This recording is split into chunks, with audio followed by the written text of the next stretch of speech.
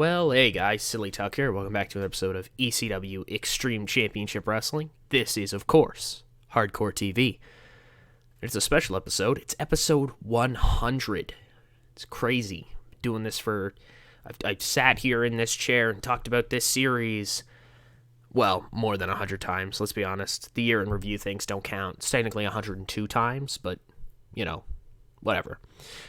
This is the go-home show to Anarchy Rulz. We've got a couple different things tonight. In our main event in action, we've got Taz. He's going to be taking on Mike Awesome. You know, we've kind of seen that RVD's gotten a couple tune-ups. He faced Jerry Lynn a little while ago. But tonight, it's Taz's turn, getting him ready before that pay-per-view. I actually wondered if I should put him in that match or not, because I was like, what if he got hurt? What if by the odd chance he got hurt? We're gonna go with that's not gonna happen. If it is, well, shit, you know, plans will change. We are in the... Where is this? Oh, since we're at a pay-per-view, we've got 13,000 people in attendance tonight, and we are at the Landover Capital Center. Yeah, the Landover Capital Center in, Maryland? MD? Maryland? I think. I'm not sure if that's part of the tri-state. Is it? Is MD part of the tri-state, technically? I'm not sure if it is. I might actually just check and see if there's anything a bit closer to 13,000 we can get, just so then we're not paying too much money for an arena that we don't really need. Yeah, you're seeing this live. Ooh, that was loud. Not really. So yeah, we'll go with the Landover Capital Center. I'm ready to go. I hope you are. Episode 100. Let's do it. We open things up with a 73 B- as we get a contract signing between Kurt Angle and Mikey Whipwreck. Things are going pretty much normally. The two kind of have a back and forth on the mic or whatever. Mikey kind of reiterates his point about it's more about heart than, you know, hard work or talent, blah, blah, blah. Not hard work, but you know what I mean. He's a everyman. He's a fighter. He's worked a little while to get this belt. And sure, it doesn't really matter how he won it. If he defends it well, then he should be champion. And Angle agrees with that. But he says that, you know, there's no denying it. He's going to destroy Mikey Whipwreck. And Mikey at one point actually says, Kurt, is this the point? After he signs the he says, Kurt, this is the point where you flip the table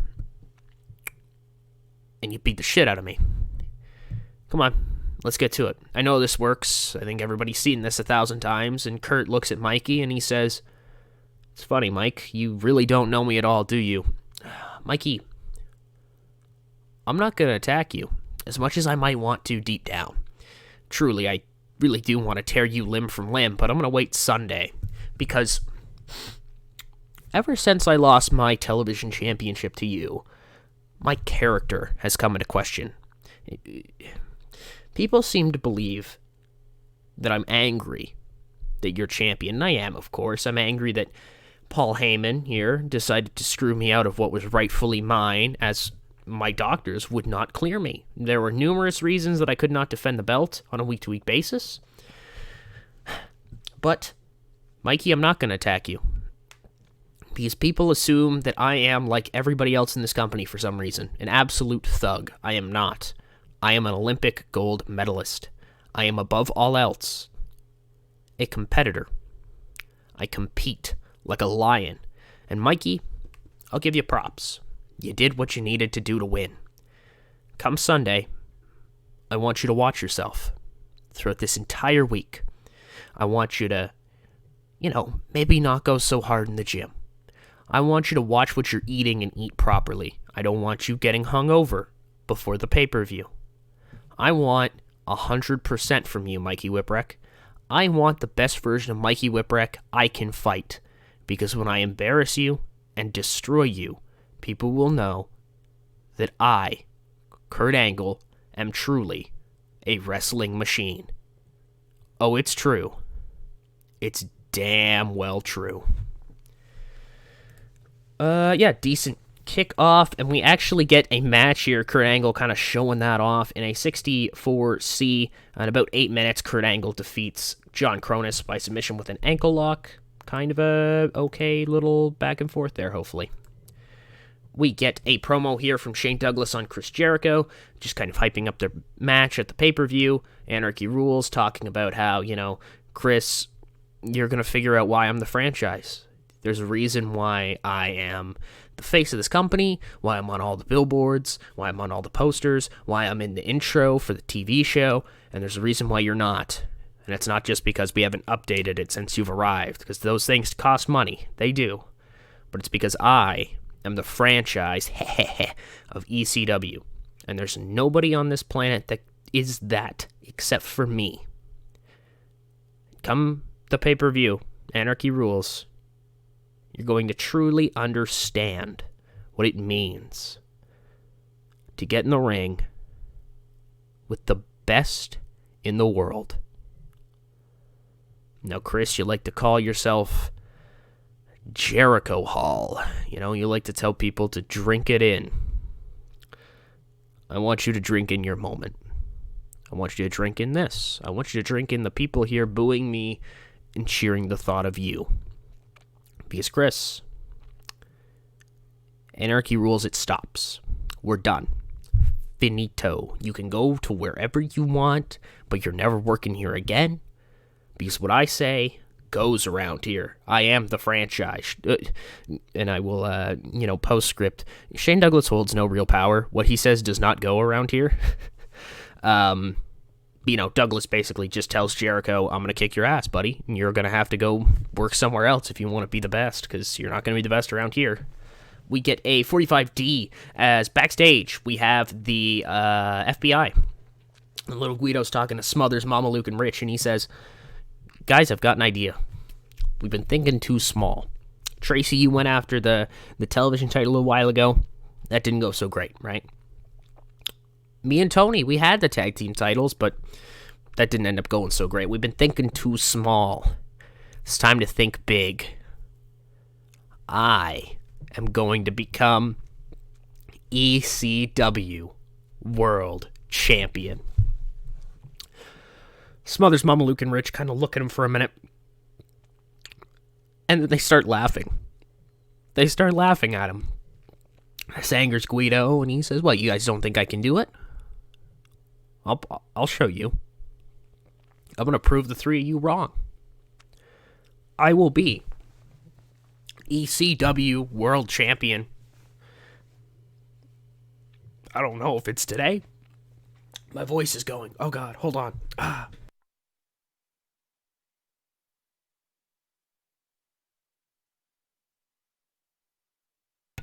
Thank you for that. Oh, that was terrible. My voice completely went. I don't know if it's today. I don't know if it's tomorrow. But one day, I will be champion. Oh my God, my voice is just going in the middle of this episode. What the fuck? Oh, God. Hold on. My apologies, guys. Oh my God. If you can't tell, I'm still sick. But Guido says, I want to be champion. And that drive starts tonight. We get a match here. It is Tommy Dreamer defeating Christian Cage in about, 8 minutes with a Dreamer DDT. Gets a 60C, pretty decent. Tommy Dreamer continuing to kind of get on a roll here. He's looking pretty good, and he actually cuts a promo about it. It's another 63. And he says, you know what, guys? There comes a point in almost everything that everybody ever does where things aren't going so great, right? You lose a couple, I don't know, maybe a job opportunity doesn't open up. Sometimes it seems like all the doors are closed. Maybe you just gotta keep knocking. I've been thinking to myself for the longest time now with my wife Beulah. She's off to go have a child, and I couldn't be happier. I'm gonna be a dad, but I think to a certain degree I was overthinking this. I got too much in my head about wins and losses, when in reality you can't be about that in pro wrestling. You just have to go out here and do what you do. And I love this. I really do love this. I say it as much as possible, but every single time I come out here in this ring and I bleed and I fight and I make somebody else bleed, whatever, I do it for you guys. I do it for this company. I do it for the fact that I believe in this company as an alternative product. I believe that someday this could be the #1 company in the world. I believe in Paul Heyman. I believe in us, all of us, from the people in the crowd to the people in the back, and I lost sight of that for a little while, and I'm sorry. I got too caught up in trying to figure out what I was doing or who I was, and that's not important. What's important is that I keep coming out here, no matter what, no matter the odds, and I put my best in, because when I put my best in, I win. Look at tonight. Look at last week. I feel rejuvenated. And I want to thank you all for being here tonight, coming out to the shows as often as possible, watching these, well, if I can, break kayfabe, watching these episodes. Thank you. A lot. Thanks, guys. And so, Tommy, takes a boo and walks off. Good shit. We get a 75B- as we get a hype promo for the Sabu Abyss match coming up at Anarchy Rulz. I still don't know what gimmick match it'll be. It'll be some form of hardcore gimmick match, okay? Just bear with me, okay? Like, just imagine it's a stipulation or something like that. I don't know. Just know that these guys are really violent and that'll fuck each other up. Sound good? Cool. Thanks. We get a 56C- as we see some of that violence that's been hyped up over the past couple weeks as Sandman destroys Balls Mahoney in about 6.5 minutes by pinfall with a flying leg drop. Good little matchup here for these guys. Good to see. We get a 47D as we see the Dudley Boys. They're backstage. They're talking to maybe some, I don't know, maybe some marketing guys or something like that about the posters or something like that for Anarchy Rulz. Kind of what poses they want to do, like what kind of they're looking at for the matchup. And Storm and Candido just jump them and just beat the shit out of them. We heard Kurt Angle earlier talk about wanting his opponent to be 100%. None of that here from the Stormtroopers. They get down, they get dirty, they do the work, and they lay out the Dudley Boys. And as they walk off, Chris Candido, hollers, "See ya on Saturday, boys." Yeah. We get a really good promo here from Raven, actually. Raven cuts a promo, he's with Daphne. And he says, "When I won this championship, I foretold a change. I foretold a moment, and that moment is coming. Test is coming.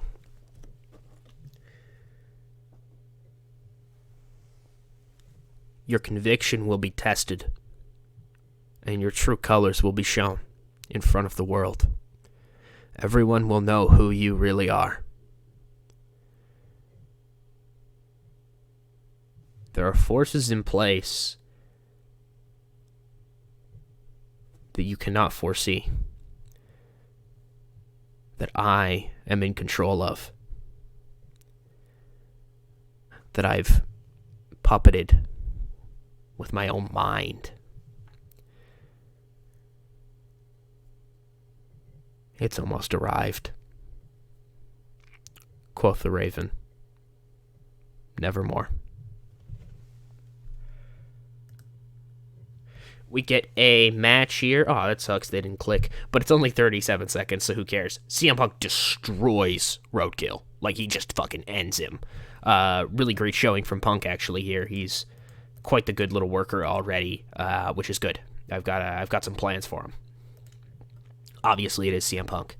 We get a backstage kind of comedy segment with the Suicide Blondes. They're still preparing. They're preparing for battle. Who knows what battle? I don't think they have a match on Anarchy Rulz. I don't think they plan on interfering in a match at Anarchy Rulz. So, what the hell are they preparing for? That's weird. And just before our main event, we get a little hype graphic reminding us that on Anarchy Rulz, Jerry Lynn is going to have a big announcement for us. We talked to Paul Heyman about it last week, and he should be cleared to say it at Anarchy Rulz. What's it going to be? Does it have something to do with November to Remember, possibly? Ooh. Main event time. Taz, Mike Awesome. Perfect. 79B. I've got a lot of faith in both these guys. And about that, I had great wrestling and a decent reaction from the crowd. Taz defeated Mike Awesome in 1940 by submission with a Taz mission. Awesome stuff from these guys. This is exactly what I wanted. A good little go home. Taz looks really great, obviously, overcoming bigger Mike Awesome. He's done that before when he had his belt, but, there were some questions or whatever after he lost to Kurt Angle. Was he still the same Taz? Blah, blah, blah. You're going to hope so, especially on Saturday here coming up when he's facing Rob Van Dam. That number one contendership spot for the World Championship on the line. Not to mention, whatever the hell Raven's talking about, that's definitely probably not good. It's got to involve these two, right? Probably. What if it doesn't? Huh. That'd be weird. We got a 94A to close out the show as RVD comes out onto the stage, basically, and him and Taz have a talk. They have a chat. They talk about, RVD basically tells Taz that he's not the man for the job. Raven is a menace, by all means. He's screwed up main events before, pay-per-view main events, and maybe he's going to stick his nose in this one, whatever the hell he just said earlier tonight. Taz, you're not the man for the job. The whole fucking show is the man for the job. And Taz actually kind of flips that on RVD, and he says, you're the man for the job? You barely even stand for this company. You've wanted to vitally change it since day one. There's not a single portion of you that enjoys being here, and you would jump ship the moment you had a chance. I've been here for, I don't know how many years now, but it feels much longer. It feels like I've been with this place since my birth. There's a spot in my heart for this company, for these people. And I showed that with the television championship. I brought something that people thought of as a minor championship, and I've made it one of the most interesting belts on TV. Rob, I hope you don't overlook me. I hope we have one hell of a match. God, I really do. Saturday, Rob Van Dam. You can beat me if you can, but you will only survive if I let you. And that's a tough choice. But in reality, it's yours to make. Not mine.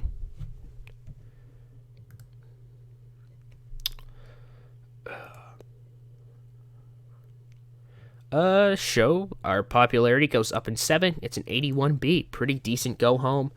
I forgot I called this YouTube, all caps. I've just seen that. That's hilarious. Anarchy Rulz. Right here, right around the corner. Perfect. Not even a moment to really look at anything. Either way, I want to thank you.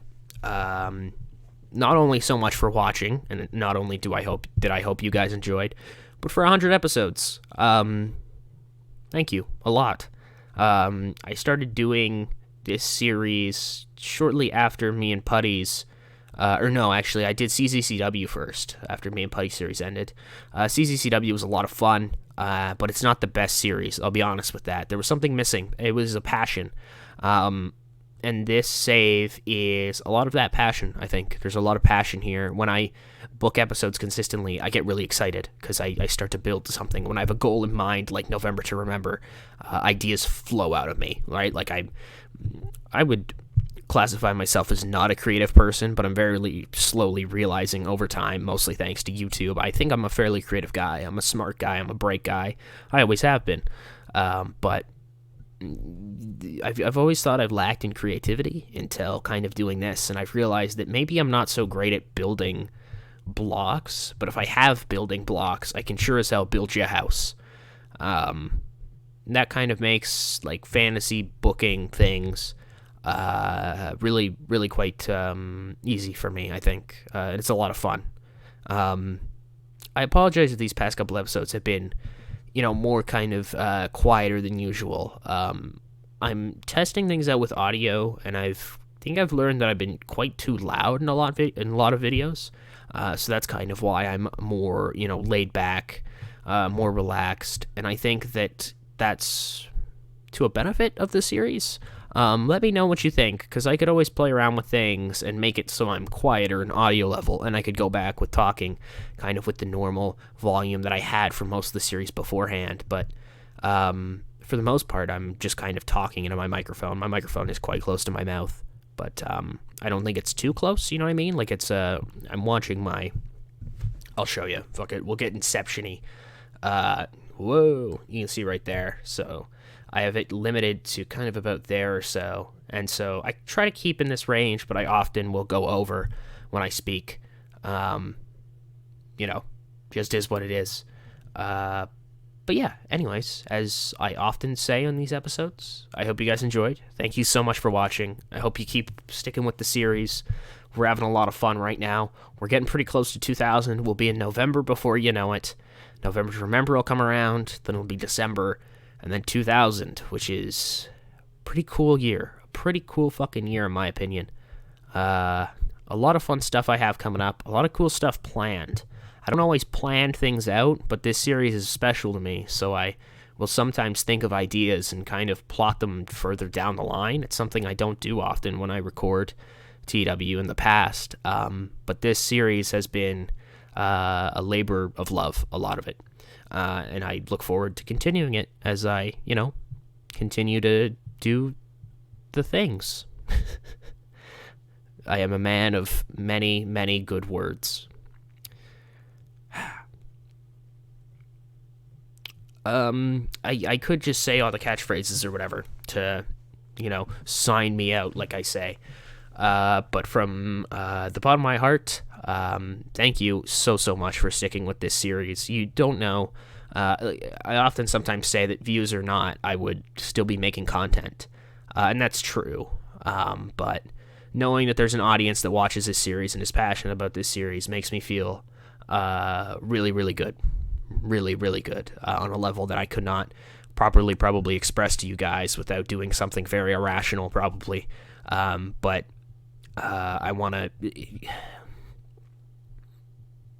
You guys make me proud to do this. Like, I don't want to get, like, too over the top. It's only 100 episodes of a series, right? I didn't hit, like, a subscriber milestone or something like that where I should say that, but there was the longest time where I wasn't really very, forward with my YouTube channel in terms of, like, people in my real life. Mostly because, not a lot of them like pro wrestling. That's just what it is. I mean, I play kind of I play a text-based pro wrestling booking simulator, right? Like, I'm the coolest guy ever. No, but I'm never really forward with it, but for a little while now, and especially with this series, I'm not ashamed at all of this channel, which is great, because I think I suffer from pretty terrible social anxiety sometimes, but with this series, I have so much pride in it, and I think that I have a lot of really fun ideas. If people ask, I show them. You know what I mean? I show them the series, and it's just great, and it's great that it looks like people appreciate what I'm doing. It makes me feel very, very good. So thank you. Every single one of you. I genuinely mean that. I know that, it's a very stereotypical YouTuber thing to say, but we are smaller around here, so I can, think about all 136 people who watched that one video of mine, whether it was for 10 seconds or, the whole 25 minutes, whatever this will end up being. But thank you all, as always. Yeah.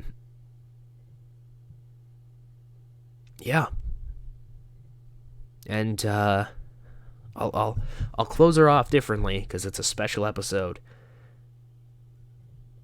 This is Tucker Davidson. And this is Silly Tuck signing out.